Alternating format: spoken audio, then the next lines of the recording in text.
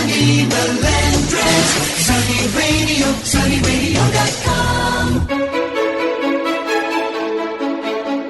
Hello, it's Sunny Melendrez, and welcome. This is the positive side of the radio spectrum. You found it. It's the Sunny Melendrez Show, and every week we strive to bring you entertainment and inspiration through storytelling, fascinating guests, and exclusive celebrity interviews. And it's all delivered with lots of enthusiasm.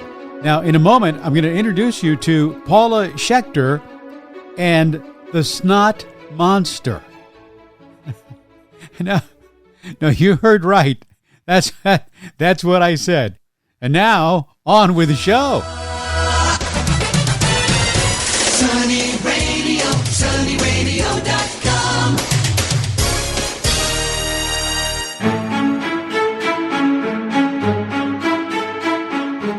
Paula Schechter is a marketing professional, children's author, and a dear friend.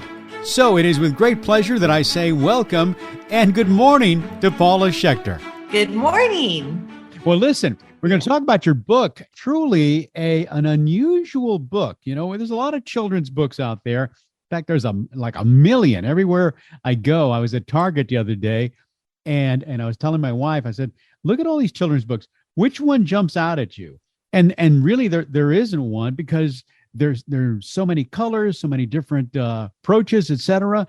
But yours is really unique, the Snot Monster.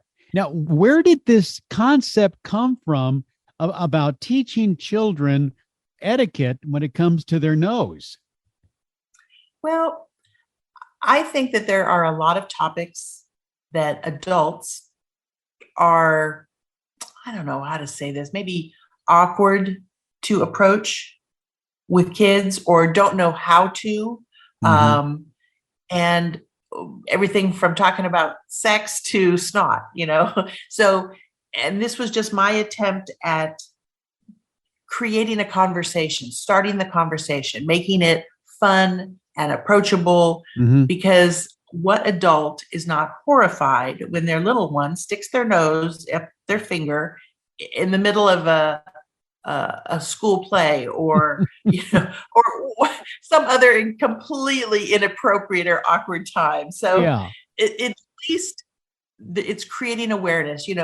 Back when I was a kid, seatbelts weren't a thing, right? And then through that wonderful jingle, jingle about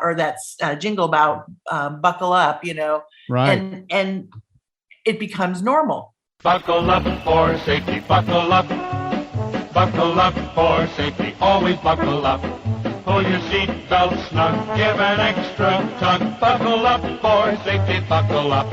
So I'm hoping that by just normalizing the conversation around topics such as picking your nose, and future titles in the series, that adults, whether they're parents, grandparents, caregivers, can have fun with being able to broach topics and leave impressions on kids, favorable impressions on kids of how to handle social behavior.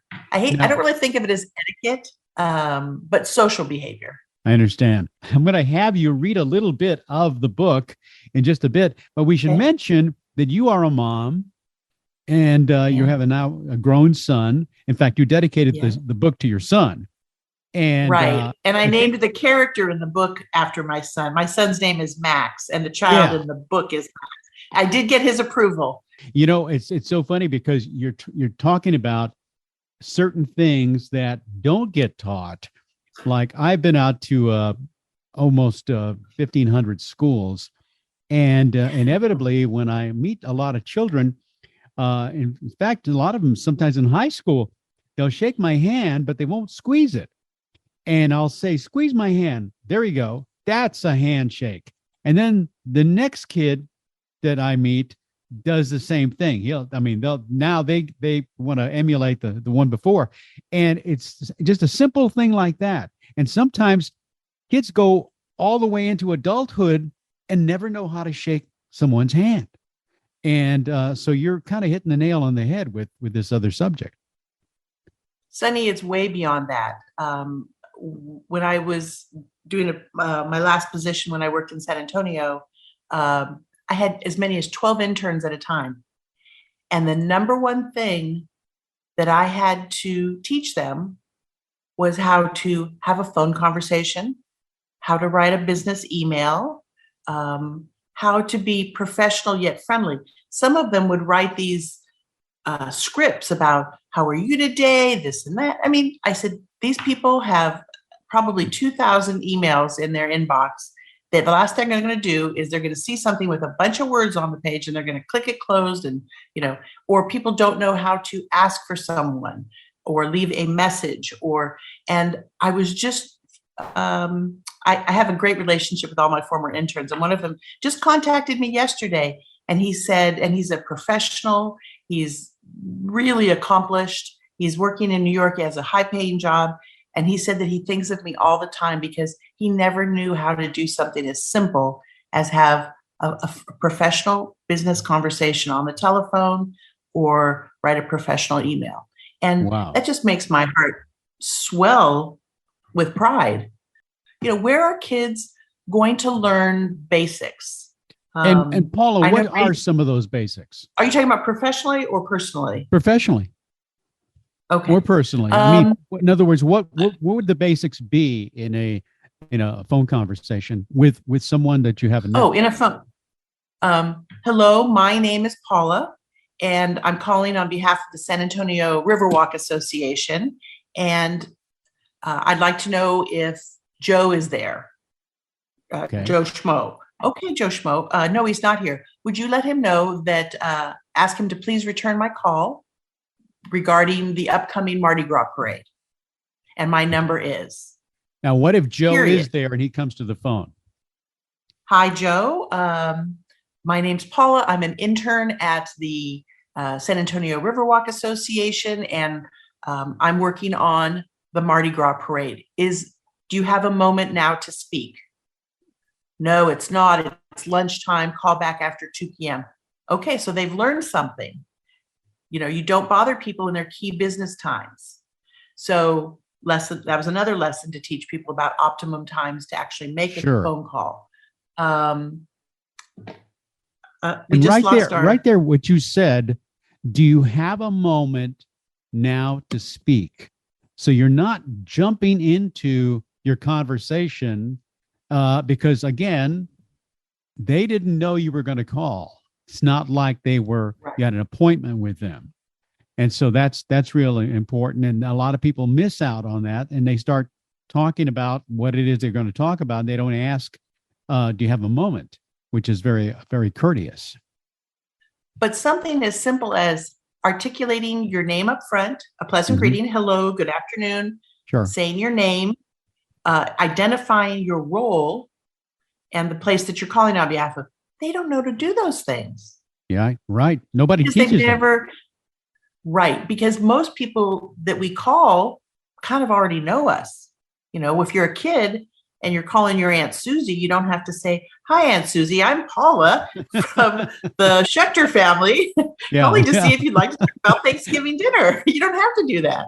So they needed a point of reference, and then also having a professional tone. So, those kinds of things. And then following up with an email saying, hi, Joe Schmo, I just left a voicemail for you regarding the San Antonio Riverwalk. So a lot of them, when they send email, they'll say up front, hi, I'm Paula from the San Antonio Riverwalk Association calling you. And I said, why do you need to introduce yourself if at the bottom of your email, you've already got a signature line? Because it would say Paula Schechter, intern, San Antonio Riverwalk Association. You're right. So you don't need to introduce yourself, and then because that just makes it longer. It's just not necessary. I got you. So that's a very good point. Short and concise. There you go. All right, I'm going to switch back to the book at hand, The Snot Monster.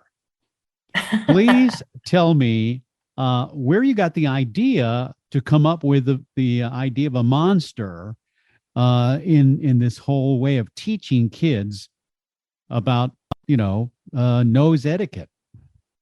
Well, I don't know where the actual idea came because it was so long ago. It was probably, late 80s, early 90s when I thought of it. Yeah. I just know that there had to be a balance. The tone of the book is important because a lot of people say, when I would first tell them about it before it was illustrated, I said, I had to strike a balance between being impactful, but not scaring them, and making them not too afraid of the snot monster, but not liking it enough that they're going to want to grow one. So I had to find the balance between not wanting to encourage kids to pick their nose and wipe it so that they could look under their bed every night to see if a snot monster was growing and, put funny hats on it and jewelry and whatnot. I just wanted to make sure that it was not too scary, but not something you want to grow. It was striking a real balance there. All right. Well, let's introduce everybody to the Snot Monster. Let's have a little bit of your official book. So let me just say that before I read this, I think that when your listeners read the book to their children, that they have to come up with a snot monster voice. Now, mine kind of sounds like a tough New Yorker, but everybody's can sound differently. And I think that that's a fun game to play. So you can even ask your children that you're reading it to come up with what would your snot monster sound like? What would his voice be like? So the Snot Monster, and the first page. Max was a good little boy. He kept his room clean and he worked hard in school. He played nicely with friends and he listened to his parents. But Max had a secret he didn't want anyone to know. He did it when no one was looking. In fact, he did it every day. Sometimes several times on the same day. What could the secret be? Max picked his nose. And I got to tell you, he's outside at a park and there's a kitty cat and a squirrel and a bird. And they have these exclamation points and they look so shocked when they see him with his finger in his nose. It's just precious. He wiped his snot on his headboard and under his desk at school.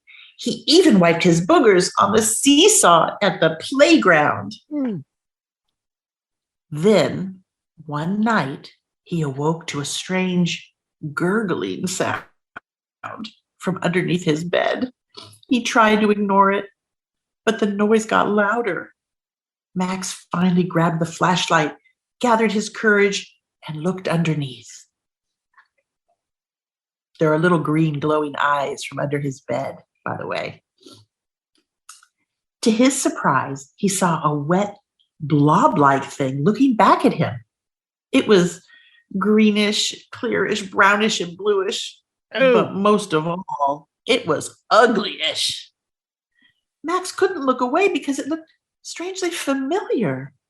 And then he realized it was his boogers. All of them. Then the blob spoke in a weird, blobby sort of way. Max was frightened. His knees and his hands shook as it spoke. "Thank you for making me possible," the gooey, wet thing said in a slow, scary, deep voice. "You see, each time you pick your nose and wipe it somewheres, another piece of me was created. The booger you wiped on your t-shirt last night brought me to life. We live under the bed of the person whose snot created us." And then the Snot Monster said in his deep voice, followed by a sinister laugh, "I can live forever if you continue to feed me boogers."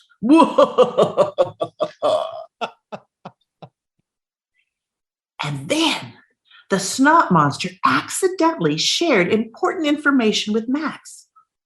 "Whatever you do, don't start using tissues. I would not be here today if you had used tissues and thrown me in the trash. You see, snot monsters cannot live and breathe inside tissues. They suffocate us, and we can't escape trash cans." And from that day forward, Max was determined never to feed his Snot Monster, but he needed a plan. Max decided on 3 ways to suffocate his Snot Monster. And then there's 3 adorable illustrations. The blow and throw, which everyone knows, that's the traditional, put the tissue up to your nose and honk, honk, and and then you throw it in the trash.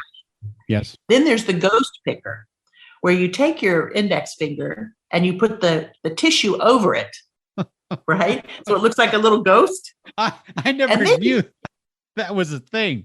That's a thing. Is that your style? We're gonna discuss that in a minute. I never thought of that. Okay, so then you got the ghost picker. So then you go to town and you pick your nose, but you throw it in the trash afterwards. And then there's the pick and stick. That's where you're still like, this is like the most private way. You're still the person in the car next to you at the stoplight. Yes. Yeah. And then you stick it onto the tissue and then you throw it away. Oh. And of course, we're reminding everybody that you wash your hands or use a hand sanitizer after. Max set his plan into action. He kept a box of tissues in his backpack, a box at his desk at school, and 1 more in the backseat of Mom's car. After dressing in the morning, he neatly folded several tissues to carry in his pocket. The final step was to throw his booger-filled tissues in a trash can. That was the easiest part, since trash cans are everywhere. Eventually, his Snot Monster grew weak. Then the sounds from under his bed stopped, and the Snot Monster never spoke to Max again. Soon after, the only thing Max found under his bed was a stray sock or a toy. But that, my friends, is another story. Wow. What a wonderful way to teach a simple, a simple part of etiquette that, like we said, no one's ever taught kids this in the past. And yet here you are with a very, and don't you agree that when you teach a child something that has a story to it, that has kind of a moral, etc., it gives them a little bit more impetus to follow the directions that you're trying to teach them. Right. Just like the seatbelt thing, now it's considered normal. I remember once I got into my car and I didn't buckle up before I started backing out of the car. And my son said, buckle up, you gotta, it's socializing and normalizing desired behaviors. So, and doing it in this fun way is a great way to encourage kids to get on board. Yeah. And why shouldn't we teach them all parts of etiquette? You teach them how to hold their utensils and like you say, how to greet people, etc. It makes a big difference. Right. Now, and Paula, I understand that you have plans for a series of books. Tell me about that. Yes. So it all depends. If this first book is a success, then there'll be future titles.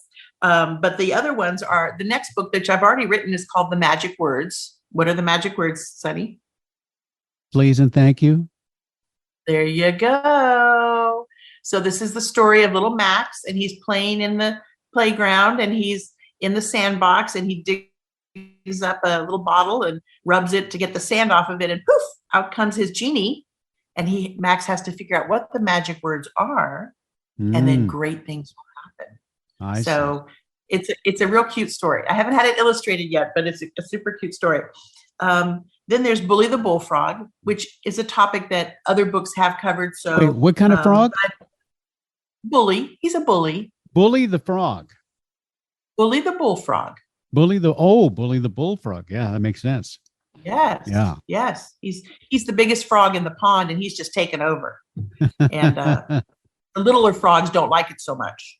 So there's going to be a revolt in the pond. I'm sure of it. Small talk. That's another one.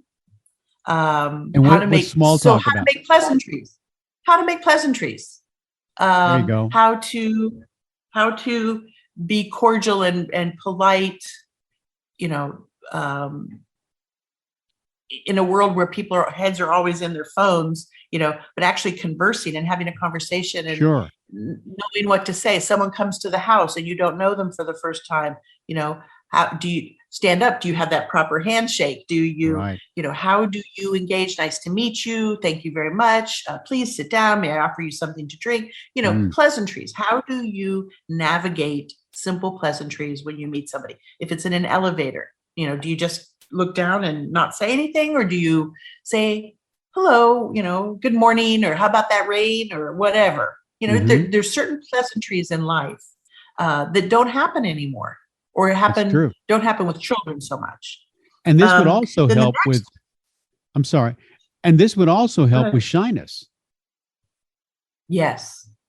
Giving them the tools, the words to not feel so awkward about branching out a bit. Yeah. And then the next one is the most difficult topic that I'm going to have to write about. And it's called OMG TMI. And then the subtitle to that is Oversharing and Family Secrets. So OMG, oh my gosh, and TMI, too much information, right? Those are very popular hashtags. Hashtag OMG and hashtag TMI. So oversharing and family secrets. And, people don't need to know that your folks are going through a divorce, your friends. You don't need to talk about, our house is being repossessed, or daddy has a blah, blah, blah growing somewhere. You don't need to share that stuff. It's just not necessary. Those are things you can talk about within your family, or with your best friend, or if the parents say it's okay, with an aunt or an uncle or a grandparent. There's an inner circle where you can share information. But the water to tread lightly or to be careful about is that if children suspect that there's something wrong, like if daddy hits mommy, or some kind of sexual molestation, or something's going on that's really personal, yes, they need to speak up and share that. So this book is going to I'm going to try to balance it, and I hope I can get it right. If I can't get it right, then I won't do it. But about that balance between not sharing and sharing when it's appropriate. Sure. Well, before we run out of time, tell me where we can buy the Snot Monster. So it is self-published. So the only place you can buy it is on Amazon. And you have to put in The Snot Monster by Paula Schechter. There are a couple other books that are adorable. I think there's 5 other books that I found after I wrote mine about snot. None of them are exactly like mine, or even close to it, really. But so The Snot Monster, you have to have the V in the front and my name. And I think you're going to put a link on. I am on sunnyradio.com. Absolutely. Paula, you're such a delight, and your music to so many parents' ears. And I know that they're going to have fun reading The Snot Monster and all your other books to their children, and teach them some great tools that they can learn and use throughout their life. Thank you. And if anyone would like to reach me, they can write to me at thesnotmonster2022@gmail.com. There you go. The Snot Monster 2022 at gmail.com. Great. Congratulations on all your success. You're such a delight. I'm so glad you're my friend, and wonderful. And I'm thrilled to have had this conversation with you about this children's book. Thank you, Sonny. You're a delight. You're a treasure. You're a national treasure. No. I'm just a good friend to Paula Schechter. Well, that's my visit with Paula Schechter, author of The Snot Monster. You'll find information and a direct link to Paula's book by visiting sunnyradio.com/show. That's sunnyradio.com/show. And while you're there, don't forget to subscribe to my podcast. Until next time, I'm Sonny Melendrez, and I leave you with this parenting observation by Robert Brault, who said, "The trouble with learning to parent on the job is that your child is the teacher." Bye-bye.